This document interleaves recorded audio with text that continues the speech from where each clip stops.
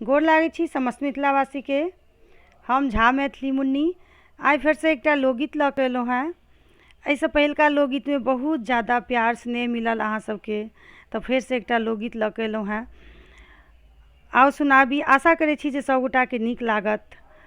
ताहिसँ पहिले एकटा रिक्वेस्ट करब, जँ नीक लागै अहाँ सबके और जे फेसबुक पर सुनै छी तऽ ओ फेसबुक के फॉलो जरूर कऽ लेब, आर जे केओ यूट्यूब पर सुनै छी तऽ यूट्यूब के सब्सक्राइब जरूर कऽ लेब। जय मिथिला, जय मैथिली। पिया बिनु आबै नहीं नींदिया, हो रामा चैत के महीनमा।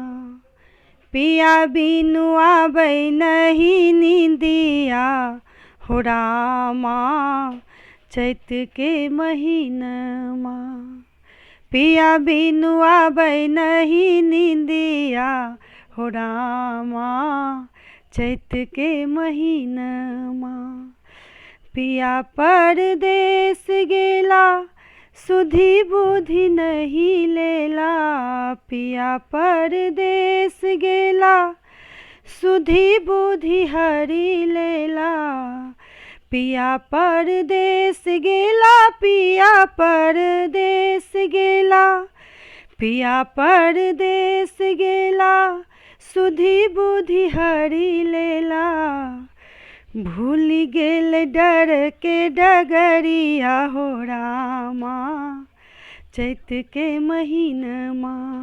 भूल गेल डर के डगरिया, हो रामा चैत के महीनमा। पिया बिनु आबै नहीं नींदिया, हो रामा चैत के महीनमा। केहन कठोर भेलै पिया के करेजबा। केहन कठोर भेलै पिया के करेजबा। केहन कठोर भेलै, केहन कठोर भेलै। केहन कठोर भेलै पिया के करेजबा।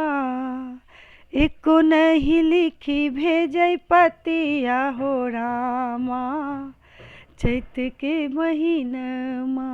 एको नहीं लिखी भेजै पतिया, हो रामा चैत के महीनमा। पिया बिनु आबै नहीं नींदिया, हो रामा चैत के महीनमा। पिया